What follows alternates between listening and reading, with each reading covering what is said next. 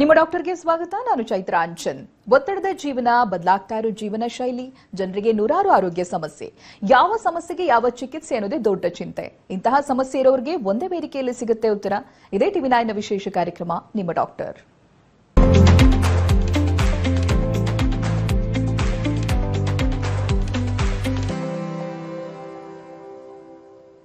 ಬಂಜೇತನದ ಬಗ್ಗೆ ಈ ಹಿಂದೆನೂ ಕೂಡ ಮಾತನಾಡಿದ್ವಿ, ನಿಮ್ಗೆ ಮಾಹಿತಿಯನ್ನ ತಿಳಿಸ್ಕೊಟ್ಟಿದ್ವಿ. ಏನೇ ಸಮಸ್ಯೆ ಇದ್ರು, ಪ್ರಾಬ್ಲಮ್ ಇದ್ರೂ ಕೂಡ ಅದಕ್ಕೆ ಈಗಿನ ಕಾಲದಲ್ಲಿ ಸೊಲ್ಯೂಷನ್ ಇದೆ ಅನ್ನೋದನ್ನ ಹೇಳಿದ್ವಿ. ಆದ್ರೆ ನಿಮಗ್ ಗೊತ್ತಾ, ಜೀವನದಲ್ಲಿ ನಾವು ತೆಗೆದುಕೊಳ್ಳುವಂತ ಡಿಸಿಷನ್ಗಳು ಕೂಡ ಬಂಜೇತನಕ್ಕೆ ಕಾರಣ ಆಗಬಹುದು ಅನ್ನೋದು. ಎಸ್, ತಡವಾಗಿ ಮದುವೆ ಆಗೋದು, ಹಾಗೆ ಮದುವೆಯಾದ ನಂತರದಲ್ಲಿ ಮಕ್ಕಳಾಗೋದನ್ನ ವರ್ಷಾನುಗಟ್ಲೆ ತಡೀತಾ ಇರೋದು, ಇವೆರಡೂ ಕೂಡ ಬಂಜೇತನಕ್ಕೆ ಪ್ರಮುಖ ಕಾರಣವಾಗುತ್ತೆ. ಬನ್ನಿ, ಅದು ಹೇಗೆ ಅನ್ನೋದ್ರ ಬಗ್ಗೆ ವಿವರವಾಗಿ ಮಾತನಾಡೋದಕ್ಕೆ, ಮಾಹಿತಿಯನ್ನ ನೀಡೋದಕ್ಕೆ ನಮ್ಮ ಜೊತೆಗಿದ್ದಾರೆ ಗರ್ಭಗುಡಿ ಐವಿಎಫ್ ಸೆಂಟರ್ನ fertility specialist doctor Anita Manoj. ಅವರೊಂದಿಗೆ ಮಾತನಾಡೋಣ. ನಮಸ್ತೆ ಡಾಕ್ಟರ್, ಕಾರ್ಯಕ್ರಮಕ್ಕೆ ಸ್ವಾಗತ. ಈ ಹಿಂದೂ ಕೂಡ ಬಹಳಷ್ಟು ಬಾರಿ ನಾವು ಈ ವಿಚಾರವಾಗಿ, ಬಂಜೇತನದ ವಿಚಾರವಾಗಿ ಮಾತನಾಡಿದ್ವಿ. ನೀವು ಕೂಡ ಮಾಹಿತಿಯನ್ನ ತಿಳಿಸ್ಕೊಟ್ಟಿದ್ರಿ, ಯಾವ ರೀತಿಯಾಗಿ ಟ್ರೀಟ್ಮೆಂಟ್ಗಳ ಅಡ್ವಾನ್ಸ್ ಆಗಿದೆ, ಏನ್ ಸಮಸ್ಯೆಗಳು ಆಗೋದಿಲ್ಲ ಅನ್ನುವಂತ ರೀತಿಯಲ್ಲಿ. ಬಟ್ ನಾವುಗಳು ಮಾಡುವಂತ ಕೆಲವೊಂದು ಡಿಸಿಷನ್ಗಳು ಹೇಗೆ ಪರಿಣಾಮ ಬೀರುತ್ತೆ ಅನ್ನುವಂಥದ್ದು, ತಡವಾಗಿ ಮದುವೆ ಆಗೋದು ಹೇಗೆ ಕಾರಣ ಆಗುತ್ತೆ? ಹೇಗೆ ಕಾರಣವಾಗುತ್ತೆ ಅಂದರೆ, ಚೈತ್ರ, ಇವಾಗ ಇತ್ತೀಚೆಗೆ ಪ್ರೆಸೆಂಟ್ ಜನ್ರೇಷನಲ್ಲಿ ಇವಾಗ ನಮಗೆ ಬರ್ತಾ ಇರೋ ಕಪಲ್ಸಲ್ಲಿ ಅಂತ ನೋಡಿದಾಗ ಮೋರ್ ದೆನ್ 60% ಏಜ್ ರಿಲೇಟೆಡ್ ಸಮಸ್ಯೆಗಳಿಂದ ಬರ್ತಾ ಇರೋರೆ. ಅಂದರೆ 30 years ಒಳಗಡೆ ನಿಜವಾಗ್ಲೂ ಆರೋಗ್ಯ ಸಮಸ್ಯೆಗಳಿಂದ ಮಕ್ಕಳು ನಿಲ್ಲದೆ ಬರೋಂಥ ದಂಪತಿಗಳು ಬಹಳ ಕಡಿಮೆ, less than 40%. More than 40%, around 60% ಬಂದು ಏಜ್ ರಿಲೇಟೆಡ್ ಸಮಸ್ಯೆಗಳಿಂದ ಬರ್ತಾ ಇರೋರೆ. ಅಂದರೆ ಫಾರ್ ಎಕ್ಸಾಂಪಲ್, ಒಂದು ಮಗು, ಹೆಣ್ಮಗು ಹುಟ್ಟಿದಾಗ, ಬರ್ತ್ ಆದಾಗ ಮಿಲಿಯನ್ಸ್ ಅಲ್ಲಿ ಇರುತ್ತೆ eggs. Like almost 3 to 5 millions ಅಲ್ಲಿ ಇರುತ್ತೆ ಎಗ್ಸು. ಅದೇ when she attains maturity around 12 to 13 years ಅಲ್ಲಿ ಆ ನಂಬರು ಲ್ಯಾಕ್ಸ್ಗೆ ಬರುತ್ತೆ. It becomes almost 4 to 5 lakhs. ಅದು ರಿಪ್ರೊಡಕ್ಟಿವ್ ಏಜ್ ಅಲ್ಲಿ. So it gradually declines. Every month hundreds of eggs will get degenerated. ಆ ಎಗ್ಸ್ ಎಲ್ಲ immature eggs. So every month maximum 1 egg will get released. So ಒಂದು ಹೆಣ್ಣಿಗೆ ತನ್ನ reproductive ಲೈಫಲ್ಲಿ maximum 400 eggs release ಆಗುತ್ತೆ. So millions ಅಲ್ಲಿ 400 eggs release ಆದಾಗ ಮಿಕ್ಕಿದ ಎಗ್ಸ್ ಎಲ್ಲ ಏನಾಯ್ತು? It's just get degenerated or absorbed by the body. So ಈ 400 eggs ಒಬ್ಬೊಬ್ಬರಿಗೆ like it starts declining at an earlier age also. So maximum reproductive potential ಇರುವಂಥ age ಬಂದು ಲೇಟ್ ಟೀನ್ಸ್, ಅಂದರೆ ಆಲ್ಮೋಸ್ಟ್ 18 years ಇಂದ 24 years ವರೆಗೂ maximum reproductive potential. ಅದಾದಮೇಲೆ the reproductive potential ಕಡಿಮೆ ಆಗ್ತಾ ಬರುತ್ತೆ. ಸೊ 25 years ಒಳಗಡೆ ಇರುವಂತಹ ಅವರು ಕನ್ಸೀವ್ ಆಗೋ ಚಾನ್ಸಸ್ ನ್ಯಾಚುರಲ್ ಆಗಿ ಎಂತಹ ಟ್ರೀಟ್ಮೆಂಟ್ ಇಲ್ಲದೆ ಮೋರ್ ದೆನ್ 85% ಚಾನ್ಸಸ್ ಇರುತ್ತೆ. ಅದೇ ಅದು ಏಜ್ ಆಗ್ತಾ ಬರ್ತಿದ್ದಂಗೆ, ಅಂದರೆ 30 years ಅಲ್ಲಿ ಅದು 75%, 35 years ಅಲ್ಲಿ 60%, ಮೋರ್ ದೆನ್ 40 yearsಗೆ ಇನ್ನೂ ಕಡಿಮೆ ಆಗ್ತಾ ಬರುತ್ತೆ. ಅಂದರೆ ನ್ಯಾಚುರಲ್ ಆಗಿ ಕನ್ಸೀವ್ ಆಗೋದು ಅಂದರೆ ಲೆಸ್ ದೆನ್ 10% ಹೊಟ್ಟೋಗುತ್ತೆ. More than 40 years with medical help also ಅದು ಅರೌಂಡ್ 30 to 40% ಬರುತ್ತೆ. ಅದಕ್ಕೆ ಕಾರಣ ಅದು ಅಂಡಾಣು ಕ್ಷೀಣತೆ ಆಗಿರ್ಬೋದು, ಇಲ್ಲ ಸ್ಪರ್ಮ್ಸ್ ಪ್ರಾಬ್ಲಮ್ಸ್, ಕ್ವಾಲಿಟೀಸ್ ಆಗಿರ್ಬೋದು. ಇದೆಲ್ಲನೂ ಏಜ್ ರಿಲೇಟೆಡ್ ಚೇಂಜಸ್. ಎಗ್ ಇದೆ, ನಂಬರ್ ಇದೆ, ಎಗ್ ಬರ್ತಿದೆ, ಎಂಬ್ರಿಯೋನೂ ಹಾಕ್ತಾ ಇದೀವಿ, ಆದ್ರೂ ಯಾಕೆ ಕನ್ಸೀವ್ ಆಗಿಲ್ಲ? ಅವ್ರದೇ ಎಗ್ಗು, ಅವ್ರದೇ ಸ್ಪರ್ಮ್. ಅಂದರೆ ಅದರಲ್ಲಿ ಏಜ್ ರಿಲೇಟೆಡ್ ಚೇಂಜಸ್, ಅಂದರೆ ಜೆನೆಟಿಕ್ ಮಾಡಿಫಿಕೇಶನ್ಸ್ ಇರುತ್ತೆ. ಸೊ ಇವುಗಳಿಂದ ಅದಕ್ಕೆ ಪ್ರೆಗ್ನೆನ್ಸಿ ಆಗೋ ಪೊಟೆನ್ಷಿಯಲ್ಲು ಕಡಿಮೆ ಆಗುತ್ತೆ. ಸೊ ಅದಕ್ಕೇನೆ ತಡವಾಗದೆ, ಅಂದರೆ ನಾವು ಹಿಂದೆ ಈಗ ನಮ್ಮ ಗ್ರ್ಯಾಂಡ್ ಪೇರೆಂಟ್ಸ್ ಏಜಸ್ ಅಲ್ಲಿ ಹೇಳ್ತಾ ಇದ್ವಿ, ಫಸ್ಟ್ ಮಗುನ ಡಿಲೇ ಮಾಡಿ, delay the first child, postpone the second child, ಹಂಗೆ ಹೇಳ್ಕೊಂಡು ಬರ್ತಿದ್ವಿ. ಬಿಕಾಸ್ ಅವಾಗ average age to become first pregnancy ನಿಲ್ಲೋ ಏಜೇನೆ ಲೆಸ್ ದೆನ್ 20 years ಇತ್ತು. ಅದಾದ್ಮೇಲೆ ನಮ್ಮ ಜನರೇಷನ್ಸ್, ಅವ್ರ ಪೇರೆಂಟ್ಸ್ ಜನರೇಷನ್ಸ್ ಅಲ್ಲಿ ಅದು 20 to 25 ಆಯ್ತು ಫಸ್ಟ್ ಚೈಲ್ಡ್ ಕನ್ಸೀವ್ ಆಗೋ ಏಜ್. ಇವಾಗಿನ ಜನರೇಷನ್ಸ್ ಅಲ್ಲಿ it has become to 27+ years ಆಗೋಗ್ಬಿಟ್ಟಿದೆ. ಸೊ ಫ್ಯೂಚರ್ ಅಲ್ಲಿ I don't know. So the number of children also has come, no? Like 4 to 5 per couple ಇದ್ದಿದ್ದು 3 ಬಂತು. ಈಗ ನೆಕ್ಸ್ಟ್ ವಿದಿನ್ 10 years 2 ಆಗುತ್ತೆ, ಆಮೇಲೆ 1 ಆಗೋಗುತ್ತೆ. ಸೊ ಅವರ್ ಡೆಸಿಷನ್ಸ್ ಅನ್ನೋದು very important. As you said, ನೀವು ಹೇಳ್ದಂಗೆ ನಮ್ಮ ಡೆಸಿಷನ್ಸ್ ಇಂದಾನೇ ನಾವು ಬಂಜೆತನಕ್ಕೆ ಮುಂದೆ ಹೆಜ್ಜೆ ಹಾಕ್ತಾ ಹೋಗ್ತಾ ಇದೀವಿ. Very true. ಪ್ರಿಯಾ ಅಂತ ಬೆಂಗಳೂರಿಂದ ಒಬ್ರು ಕರೆ ಮಾಡಿದ್ದಾರೆ, ಮಾತನಾಡಿಸ್ತೀನಿ ನಾನು. ಇವರು ಆಲ್ರೆಡಿ ಗರ್ಭಗುಡಿ IVF ಸೆಂಟರ್ಗೆ ಹೋಗಿ ರಿಸಲ್ಟ್ ಅನ್ನ ಪಡ್ಕೊಂಡಿರೋರು. ನಮಸ್ತೆ ಪ್ರಿಯಾ ಅವರೇ. ನಮಸ್ತೆ ಮೇಡಮ್. ಯಾವಾಗ ಹೋಗಿರೋದು ನೀವು ಗರ್ಭಗುಡಿ IVF ಸೆಂಟರ್ಗೆ? ನಾವು ನವೆಂಬರ್ ಮಂತ್ ಅಲ್ಲಿ ಹೋಗಿದ್ವಿ. ನವೆಂಬರ್ ಮಂತ್ ಅಲ್ಲಿ. ಓಕೆ, ಕೆಲವೊಂದು ಪರ್ಸನಲ್ ಕ್ವೆಶನ್ಸ್ ಗಳನ್ನ ಕೇಳ್ತೀನಿ ನಾನು. ಮದ್ವೆಗೆ ಎಷ್ಟು ವರ್ಷ ಆಯ್ತು ಪ್ರಿಯಾ ಅವರೇ? ಮದುವೆ ಆಗಿ 10 ವರ್ಷ ಆಯ್ತು ಮೇಡಮ್. ಓಕೆ, 10 ವರ್ಷದಲ್ಲಿ ಬೇರೆ ಡಾಕ್ಟರ್ ಬಳಿ ಕನ್ಸಲ್ಟೇಷನ್ ತಗೊಂಡಿದ್ಯಾ? ಆಕ್ಚುಲಿ ನಾನು ಮದುವೆ ಆಗಿ ನ್ಯಾಚುರಲ್ ಆಗಿ ಪ್ರೆಗ್ನೆಂಟ್ ಆಗಿದ್ದೆ ಇಮಿಡಿಯೇಟ್ ಆಗಿ. ಆಮೇಲೆ ಅದು ಹಾರ್ಟ್ ಬೀಟ್ ಪ್ರಾಬ್ಲಮ್ ಇಂದ ಅಬಾರ್ಟ್ ಮಾಡಿದ್ರು. ಓಕೆ, ಹಾಗಾಗಿ ನಾನು ವೆಯ್ಟ್ ಮಾಡ್ತಿದ್ದೆ ನ್ಯಾಚುರಲ್ ಆಗಿ ಆಗುತ್ತೆ ಅಂತ, ಬಟ್ ಆಗ್ಲಿಲ್ಲ. ಲಾಸ್ಟ್ 2 ಇಯರ್ಸ್ ಬ್ಯಾಕ್ ನಾನು 2 times IUI ಟ್ರೈ ಮಾಡಿದೆ, ನಂಗೆ ಸೆಟ್ ಆಗ್ಲಿಲ್ಲ. ಆಮೇಲೆ ಸೊ ಈಗ ಗರ್ಭಗುಡಿಗೆ ಬಂದ್ವಿ. ಓಕೆ, ಇದು ಗರ್ಭಗುಡಿದು ಫಸ್ಟ್ ಕನ್ಸಲ್ಟೇಷನ್ ನೀವು ಅಂತ ಹೇಳಿದ್ರೆ IUI ಇಲ್ಲಿ ಮಾಡಿಸಿರೋದಲ್ಲ? ಇಲ್ಲ, ನಾವು ಬೇರೆ ಕಡೆ ಮಾಡಿಸಿದ್ವಿ IUI. ಓಕೆ, ಅಂತ ಹೇಳಿದ್ರೆ ಒಂದು ನಿಮ್ಮ ಇನ್ಸಿಡೆಂಟ್ ಹೇಳಿದ್ರಿ ಇನಿಷಿಯಲ್ ಸ್ಟೇಜ್ ಅಲ್ಲಿ ಏನಾಗಿತ್ತು ಅಂತ, ಬಟ್ ಅದಾದ ನಂತರದಲ್ಲಿ ಏನ್ ಸಮಸ್ಯೆ ಇದೆ ಅಂತ ಡಾಕ್ಟರ್ಸ್ ಏನಾದ್ರು ಹೇಳಿದ್ರಾ ನಿಮ್ಗೆ? ನಮ್ಗೆ ಹೈಪೋಥೈರಾಯ್ಡಿಸಮ್ ಇತ್ತು. ಓಕೆ, ಮತ್ತೆ ಒಬೇಸಿಟಿ, ನಾನು ದಪ್ಪ ಇದ್ದೆ. ಮತ್ ನಮ್ಮ ಹಸ್ಬೆಂಡ್ಗೆ ಡಯಾಬಿಟಿಕ್ ಪ್ರಾಬ್ಲಮ್ ಇತ್ತು. Okay okay. ಸೊ ಹಾಗಾಗಿ ನಾವು ಸ್ವಲ್ಪ ಡಿಲೇ ಮಾಡಿದ್ವಿ. ಆಮೇಲೆ ಗರ್ಭಗುಡಿಗೆ ನಾವು ಫೇಸ್ಬುಕ್, ಸೋಷಿಯಲ್ ಮೀಡಿಯಾ ಮುಖಾಂತರ ನೋಡಿ, ಮತ್ತೆ ಡಾಕ್ಟರ್ ಅನಿತಾ ಮೇಡಮ್ದು ರಿವ್ಯೂಸ್ ಎಲ್ಲ ನೋಡ್ಕೊಂಡು ನಾವು ಕಾಲ್ ತಗೊಂಡ್ವಿ, ಲೆಟ್ಸ್ ಗೋ ಫಾರ್ IVF ಅಂತ. Okay okay. ಸೊ ಗರ್ಭಗುಡಿ ಹೋಗ್ಬೇಕಾದ್ರೆ ನಿಮ್ದೊಂದು ಕಾನ್ಫಿಡೆನ್ಸ್ ಇತ್ತು, ಎಸ್ ನನ್ಗಿಲ್ಲಿ ರಿಸಲ್ಟ್ ಸಿಗುತ್ತೆ ಅಂತ? ಆಕ್ಚುಲಿ ನಿಜ ಹೇಳ್ಬೇಕು ಅಂದ್ರೆ ತುಂಬಾ ಭಯ ಇತ್ತು ನಂಗೆ IVF ಪ್ರಾಸೆಸ್, ಆ ಇಂಜೆಕ್ಷನ್ಸ್ ಅವೆಲ್ಲ ನಂಗೆ ತುಂಬಾ ಅನ್ಕಂಫರ್ಟಬಲ್ ಇತ್ತು ನಂಗೆ. ಅದು ಒಂದ್ ರೀಸನ್ ನಾನು ಡಿಲೇ ಮಾಡಿದ್ದು. ಬಟ್ ಒನ್ಸ್ ನಾನು ಡಾಕ್ಟರ್ನ ಮೀಟ್ ಮಾಡಿ ನಾನು ಅವ್ರ ಹತ್ರ ನನ್ನ ಕನ್ಸರ್ನ್ಸ್ ಎಲ್ಲ ಶೇರ್ ಮಾಡಿದಾಗ ಅವ್ರು ಕೊಟ್ಟಿದ್ ಪಾಸಿಟಿವ್ ವೈಬ್ಸ್, ಅವ್ರ ನನ್ ಪ್ರಾಬ್ಲಮ್ ನ ನೀಟಾಗಿ ಅರ್ಥ ಮಾಡ್ಕೊಂಡ್ರು. ಅಂಡ್ ಇನ್ನೊಂದು ಹೇಳ್ಬೇಕು ಅಂದ್ರೆ ನೀನ್ ದಪ್ಪ ಇದೆಯಾ ಅನ್ನೋದನ್ನೇ ಅವರು ಹೈಲೈಟ್ ಮಾಡ್ಲೇ ಇಲ್ಲ. Okay okay. So it's like ಒಬೇಸಿಟಿನ ಅವ್ರ ದೊಡ್ಡ ಇಶ್ಯೂನಾಗೆ ಕ್ರಿಯೇಟ್ ಮಾಡ್ಲಿಲ್ಲ. ನನ್ಗೆ ತುಂಬಾ ಪಾಸಿಟಿವ್, ನನ್ ಬಾಡಿ ಮೇಲೆ ಪಾಸಿಟಿವ್ ಫೀಲ್ ಕೊಟ್ರು. ಮತ್ತೆ ನನ್ ಕನ್ಸರ್ನ್ಸ್ ನ ಅಂಡರ್ಸ್ಟ್ಯಾಂಡ್ ಮಾಡ್ಕೊಂಡು ತುಂಬಾ ಹೆಲ್ಪ್ಫುಲ್ ಆಗಿದ್ರು ಮೇಡಮ್. ಓಕೆ, ಪ್ರಿಯಾ ಅವರೇ, ಇದೀಗ 5 months ಆಯ್ತಾ ನೀವು ಗರ್ಭಗುಡಿ IVF ಸೆಂಟರ್ಗೆ ಹೋಗಿ? ಹೌದು ಮೇಡಮ್. ನಾನು ಇವಾಗ ಫಸ್ಟ್ ಅಟೆಂಪ್ಟ್ ಅಲ್ಲೇ ಪಾಸಿಟಿವ್ ಇತ್ತು ಮೇಡಮ್. ಓಕೆ, ಅಂದ್ರೆ ಕನ್ಸೀವ್ ಆಗಿದ್ರೆ ಎಷ್ಟು ಮಂತ್ಸ್ ಅಂತ ಕೇಳ್ಬೋದಾ? First trimester madam. Okay okay. Doctor Anita ಅವರಿದ್ದಾರೆ ಸ್ಟುಡಿಯೋದಲ್ಲಿ, ನೀವು ಮಾತನಾಡಬಹುದು. Hi Priya, how are you? I am good doctor, how about you? I am fine, thank you. Thanks for calling also. And ನಿಮ್ಮ ಎಕ್ಸ್ಪೀರಿಯನ್ಸ್ ಶೇರ್ ಮಾಡಿದ್ದಕ್ಕೂ ತುಂಬಾ ಥ್ಯಾಂಕ್ಸ್. ಆಕ್ಚುಲಿ ಸೀರಿಯಸ್ಲಿ ಮೇಡಮ್, ನೀವು ನಿಜವಾಗ್ಲೂ ನಮ್ಗೆ ಲಕ್ಕಿ ಚಾಮ್. ನಿಮ್ಮನ್ನ ನೋಡಿದ್ಮೇಲೆ ನಂಗೆ ಹೋಪ್ಸ್ ಬಂದಿತ್ತು, even I can conceive, I can go through this pregnancy ಅಂತ. Really a very good journey to travel with you ma'am. So ನನ್ ಫುಲ್ ಪ್ರೆಗ್ನೆನ್ಸಿ ಜರ್ನಿ ನಿಮ್ ಜೊತೆ ಚೆನ್ನಾಗಿ ಟ್ರಾವೆಲ್ ಆಗಿ ನಮ್ದು ಫ್ಯಾಮಿಲಿ ಕಂಪ್ಲೀಟ್ ಆಗೋದು, ನಿಮ್ಮ ಮೂಲಕ ನಮ್ ಫ್ಯಾಮಿಲಿ ಕಂಪ್ಲೀಟ್ ಆಗೋದು ನಂಗೆ ತುಂಬಾ ಖುಷಿ ಆಗ್ತಿದೆ. ಎಸ್, ಡೆಫಿನೆಟ್ಲಿ ಪ್ರಿಯಾ ಅವರೇ, ಕಂಪ್ಲೀಟ್ ಆಗೇ ಆಗುತ್ತೆ, don't worry. Congratulations once again Priya ಅವರೇ. ಜೊತೆಗೆ ನಿಮ್ಮ ಅಭಿಪ್ರಾಯನ ಹಂಚ್ಕೊಂಡಿರೋದಕ್ಕೂ ಕೂಡ ಧನ್ಯವಾದಗಳು. ಡಾಕ್ಟರ್, ಇದು ಸ್ಟ್ರೇಂಜ್ ಕೇಸ್. ನನಗೆ ಅವರು ಫಸ್ಟ್ ಓಪನಿಂಗ್ ಅಲ್ಲಿ ಹೇಳಿದಾಗ ಒಂದು ಈ ರೀತಿಯಾಗಿ ಆಗಿತ್ತು ಇನ್ಸಿಡೆಂಟ್ ಅಂತ, ನಿಮ್ಗೆ ಹೇಗೆ ಅನ್ಸಿತ್ತು? ಪಾಸಿಬಿಲಿಟಿ ಇದೆ ಅಂತ ಅನ್ಸಿತ್ತಾ ನಿಮ್ಗೆ? ನಾವು ಯಾವತ್ತೂ ಪಾಸಿಬಿಲಿಟಿ ಇಲ್ಲ ಅನ್ನೋ ಥಾಟ್ ನಮ್ಮ ಮೈಂಡಿಗೆ ಬರೋದೇ ಇಲ್ಲ, ಯಾವುದೇ ಕಪಲ್ ನೋಡಿ. ಬಿಕಾಸ್ ಆ ಕಪಲ್ಗೆ ಏನು ಸಮಸ್ಯೆಗಳಿದೆ ಅಂತ ಅನಲೈಸ್ ಮಾಡಿಕೊಂಡು ವಿತ್ ಪಾಸಿಟಿವ್ ಹೋಪ್ಸ್ ಓನ್ಲಿ ಅವ್ರನ್ನ ಹೇಗೆ ಹೆಜ್ಜೆ ಇಡಕ್ಕೆ ಹೇಳ್ತೀವೋ ಟ್ರೀಟ್ಮೆಂಟಲ್ಲಿ, ಹಾಗೆ ನಾವು ಮುಂದಕ್ಕೆ ಹೋಗ್ತೀವಲ್ವಾ, with no negative thoughts. We might face negative results, but next ಇನ್ನೊಂದು ಪಾಸಿಟಿವ್ ರಿಸಲ್ಟ್ ಬಂದೇ ಬರುತ್ತೆ.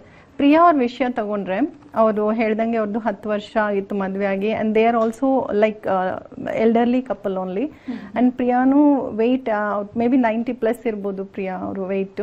ಅಂಡ್ ಶಿ ಹ್ಯಾಸ್ ಫೇಸ್ಡ್ ಒಂದು ನ್ಯಾಚುರಲ್ ಆಗಿ ಅಬಾರ್ಷನ್, ಆಮೇಲೆ ನೆಗೆಟಿವ್ ರಿಸಲ್ಟ್ಸ್ ಫೇಸ್ ಮಾಡಿ ಶಿ ಕೇಮ್. ಸೊ ನಾವು ನಾನು ಮೇಯ್ನ್ ಆಗಿ ಅವ್ರಿಗೆ ಏನಂದ್ರೆ ಭಯ, ಇನ್ಹಿಬಿಷನ್ನು ಭಯ, ನನಗೆ ಆಗುತ್ತೋ ಇಲ್ವೋ, ನಾನು ಈ ಟ್ರೀಟ್ಮೆಂಟ್ ನನ್ನ ಕೈಯಲ್ಲಿ ತಗೊಳಕ್ಕಾಗುತ್ತೋ ಇಲ್ವೋ, whether I will be able to do or not. And IVF ಅಂದ್ರೆ ಭಯ, ಓವರ್ ಇಮ್ಯಾಜಿನೇಷನ್. IVF ಅಂದ್ರೆ ಏನೋ ಮಾಡ್ಬಿಡ್ತೀವಿ ಅನ್ನೋ ಓವರ್ ಇಮ್ಯಾಜಿನೇಷನ್. ಸೊ ಅವೆಲ್ಲ ಸ್ಟೆಪ್ ಬೈ ಸ್ಟೆಪ್ ಆ ಟ್ರೀಟ್ಮೆಂಟ್ ತಗೊಳ್ತಿದ್ದಂಗೆ she understood and first attempt ಅಲ್ಲಿ ಪಾಸಿಟಿವ್ ಆಲ್ಮೋಸ್ಟ್ ಕ್ರಾಸ್ಡ್ 4 months ಇವಾಗ. ಆಮೇಲೆ ಇನ್ನೊಂದು ವಿಷಯ ಹೇಳ್ತಾ ಇದ್ರು ಅವರು, ಒಬೆಸಿಟಿಯನ್ನ ಹೈಲೈಟ್ ಮಾಡೇ ಇಲ್ಲ ಅಂತ. ಸೊ ಅದು ಇಲ್ಲಿ ಏನ್ ಸಮಸ್ಯೆ ಕೊಟ್ಟಿರ್ಲಿಲ್ಲ ಅಂತ ನಿಮ್ಗೆ? ನಮ್ಗೇನು ಕೊಟ್ಟಿಲ್ಲ ಆಕ್ಚುಲಿ ಸ್ಪೀಕಿಂಗ್. ಅದೇ ಹೇಳುವ ಫಸ್ಟ್ ಅಟೆಂಪ್ಟ್ ಅಲ್ಲಿ ಶಿ ಕನ್ಸೀವ್ಡ್ ಅಂತ. ಬಟ್ ಒಬಿಸಿಟಿ ಸಮಸ್ಯೆ ಮಾಡೋಂಥ ಜಾಗಗಳು ಇದೆ, ಹಾಗೇನು ಒಬಿಸಿಟಿನ ಇದು ಮಾಡೋಕ್ಕಾಗಲ್ಲ. What we give is like counselling thorough ಆಗಿರುತ್ತೆ, ಡಯೆಟ್ಟು, ವೆಯ್ಟ್ ಲೂಸಿಂಗು ಇವೆಲ್ಲನೂ ಮಾಡಿಕೊಂಡು ಪ್ಯಾರಲಲ್ ಆಗಿ ಟ್ರೀಟ್ಮೆಂಟು. ಬಿಕಾಸ್ ಸಡನ್ ಆಗಿ ನೀನು ಸಣ್ಣ ಆಗಿಬಿಟ್ಟು ಆಮೇಲೆ ಟ್ರೀಟ್ಮೆಂಟ್ ಶುರು ಮಾಡೋಣ ಅಂದರೆ ಅದು ಸಾಧ್ಯನೇ ಇಲ್ಲ. So everything should go ಪ್ಯಾರಲಲಿ.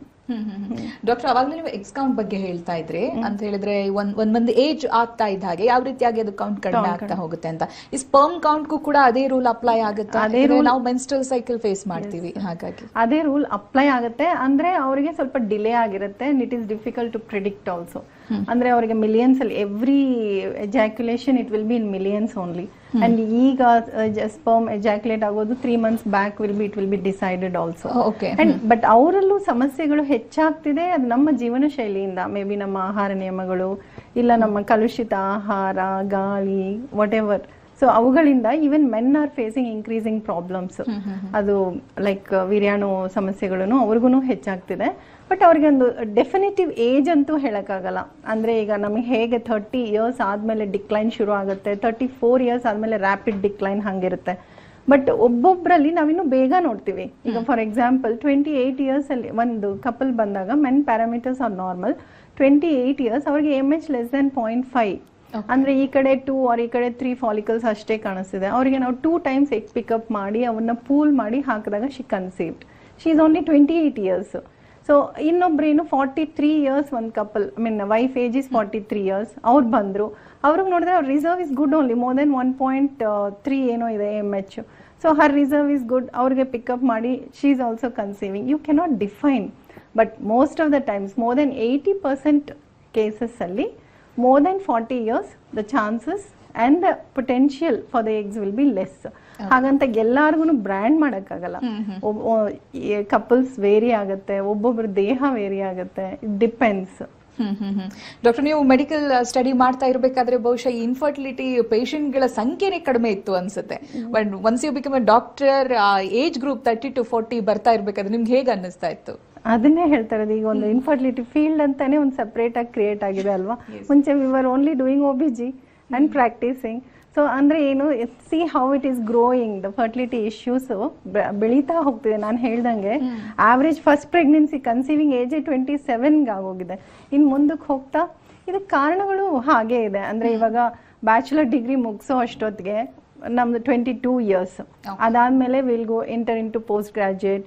And then ಮದುವೆ ಬಗ್ಗೆ ಯೋಚನೆ. ಅಂಡ್ ದೆನ್ ಮದುವೆ ಆದ್ರೂ ಆಮೇಲೆ ಫ್ಯಾಮಿಲಿ ಸ್ಟಾರ್ಟ್ ಮಾಡೋದ್ರ ಬಗ್ಗೆ ಪ್ಲಾನ್ ಮಾಡಿ ನಂತರ ಮಗು ಬೇಕು ಅಂದಾಗ ನ್ಯಾಚುರಲ್ ಆಗಿ 1 or 2 years ಟ್ರೈ ಮಾಡೋದು. Then think about consulting a doctor. So ಈ ತರ ಡಿಲೇ ಮಾಡ್ಕೊಂಡು ಹೋಗೋದ್ರಿಂದ ಈ ಸಮಸ್ಯೆಗಳು ಹೆಚ್ಚಾಗ್ತಾ ಹೋಗ್ತಿದೆ. ಸೊ ಫರ್ಟಿಲಿಟಿ ಸ್ಪೆಷಲಿಸ್ಟ್ ಹತ್ರ ಹೋಗೋ ದಂಪತಿಗಳು ಜಾಸ್ತಿ ಆಗ್ತಾ ಬರ್ತಿದ್ದಾರೆ. ಡಾಕ್ಟರ್, ಇನ್ನೊಬ್ರು ಕಾಲರ್ ಇದ್ದಾರೆ, ನೇತ್ರ ಅಂತ. ನೇತ್ರ ಅವರು ಆಲ್ರೆಡಿ ಗರ್ಭಗುಡಿ ಐವ್ ಸೆಂಟರ್ಗೆ ಹೋಗಿ ರಿಸಲ್ಟ್ ಅನ್ನ ಪಡ್ಕೊಂಡಿರೋರು. ನಮಸ್ತೆ. ನೇತ್ರ ಅವರು ಒಂದ್ ಸ್ವಲ್ಪ ಜೋರಾಗಿ ಮಾತನಾಡ್ಬೇಕು, ನಿಮ್ ಧ್ವನಿ ಸ್ಪಷ್ಟವಾಗಿ ಕೇಳಿಸ್ತಾ ಇಲ್ಲ. ಎಸ್, ಯಾವಾಗ ಹೋಗಿರೋದು ನೀವು ಗರ್ಭಗುಡಿ ಸೆಂಟರ್ಗೆ?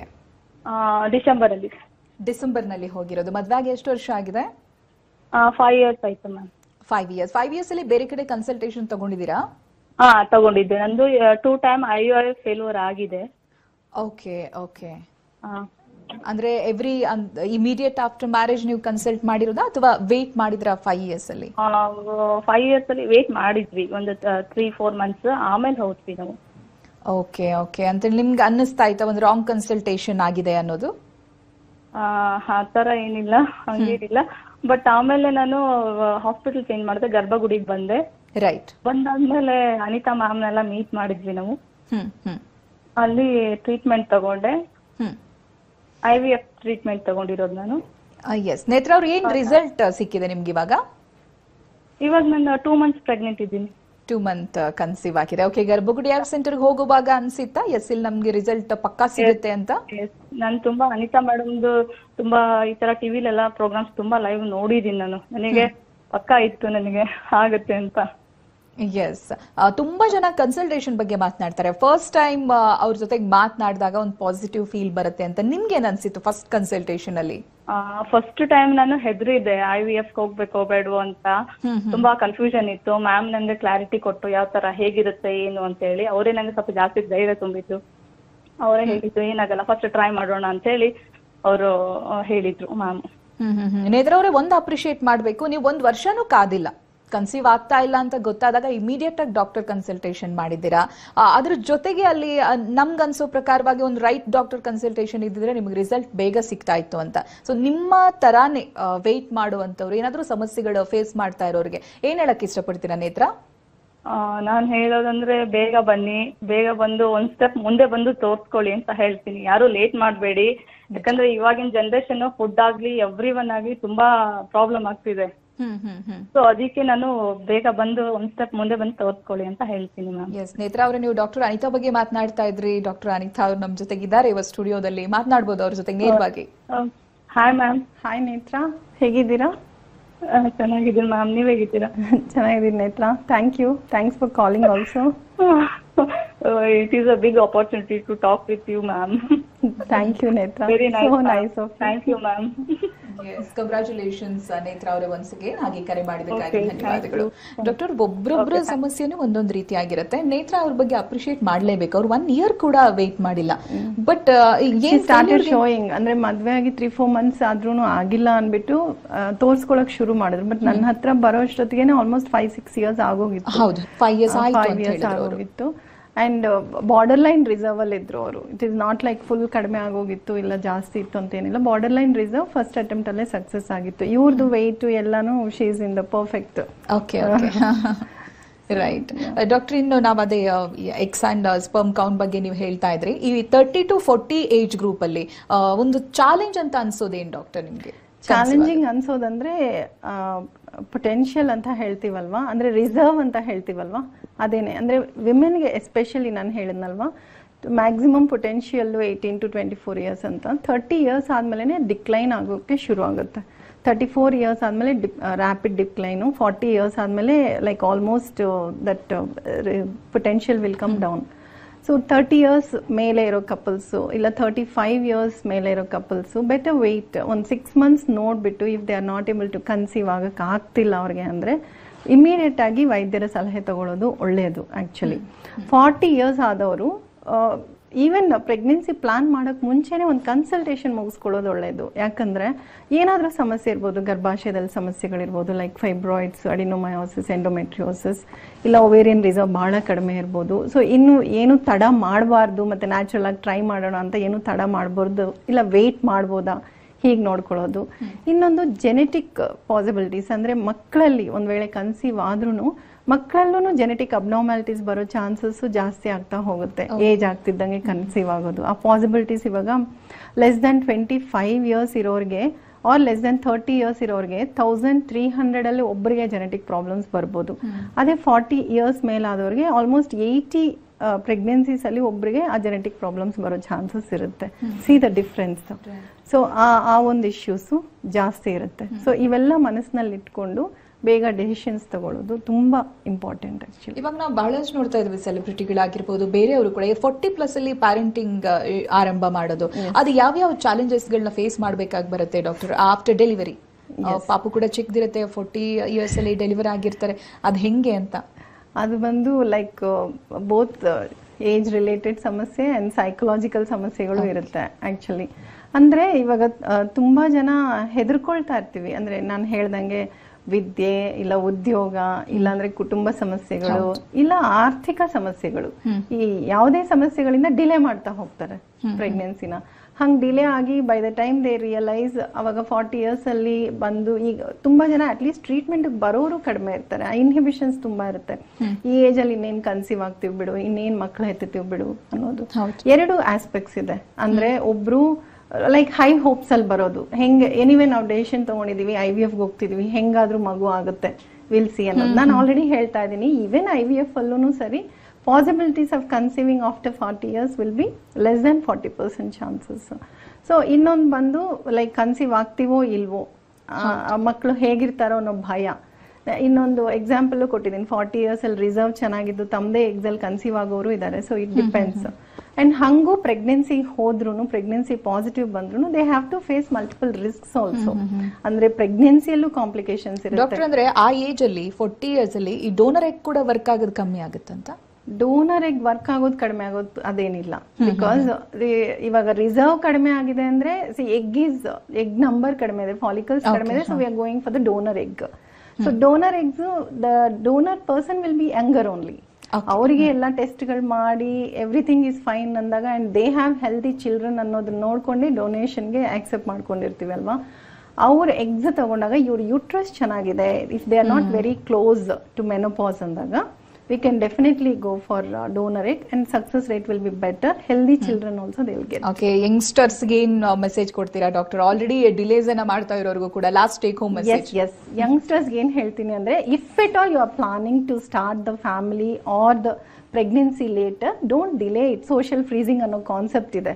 So whether you have chosen the partner or not, you can go for egg freezing. Egg freeze ಮಾಡಿ ಇಟ್ಕೊಂಡ್ರೆ whenever you plan till 45 to 50 years we have the chances of conception. And ಇನ್ನು science advancements ಹೇಗಾಗ್ತಿದೆ ಅಂದ್ರೆ may be till 60 also we'll be able to conceive, who knows. So freeze the eggs at the earliest before delaying. Yes doctor, ಇವತ್ತು infertility ಜೊತೆಗೆ ಒಂದೊಳ್ಳೆ message ಕೂಡ ಕೊಟ್ಟಿದ್ದೀರಾ. ಧನ್ಯವಾದಗಳು ನಿಮಗೆ. ಇದುವರೆಗೆ ನಮ್ಮ ಜೊತೆಗಿದ್ದು ಡಾಕ್ಟರ್ ಅನಿತಾ ಮನೋಜ್. ನೇರ ಭೇಟಿಗಾಗಿರುವಂತಹ ನಂಬರ್ ಹಾಗೆ ವಿಳಾಸವನ್ನು ನೋಟ್ ಮಾಡ್ಕೊಳ್ಳಿ. Garbhagudi IVF centre, Bengaluru, Hanumanthanagar, Jayanagar, Kalyan Nagar, electronic city ಮತ್ತು ಮಾರತಹಳ್ಳಿ, ನ್ಯೂ ಬಿಇಎಲ್ ರಸ್ತೆ, ನಾಗರಬಾವಿಗಳಲ್ಲಿ ಬ್ರಾಂಚಸ್ ಇದೆ. ದೂರವಾಣಿ ಸಂಖ್ಯೆ 9071234005. Website www.garbhagudi.com.